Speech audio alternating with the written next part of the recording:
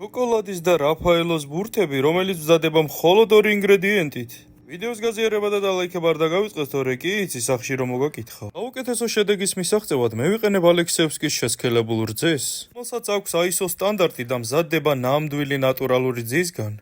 150 გრამი კარგად შევაცხელოთ. ასევე დაგჭირდებათ 100 გრამი შავი შოკოლადი, ან შეგიძლიათ რძის გამოიყენოთ. როდესაც მასა შეცხელდება, უნდა დავუმატოთ აუცილებლად შოკოლადი. ბოლოს უნდა გამოგივიდეთ ესეთი ბლანტი შოკოლადის მასა. რაფაელოს შემთხვევაში 120 გრამი ქოქოსის ფანტელი და 100 გრამი შესქელებული რძე. უნდა შევაცხელოთ და დავუმატოთ ჩვენი ქოქოსის ფანტელი.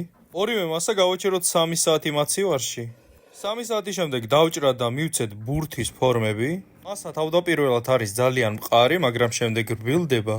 თუ სახში გაქვთ კაკაო, შეგიძლიათ ამოავლოთ ჩვენი ბურთები და ასევე ქოქოსის ფანტელი თუ მოგჩვენთ, შეგიძლიათ ამოავლოთ.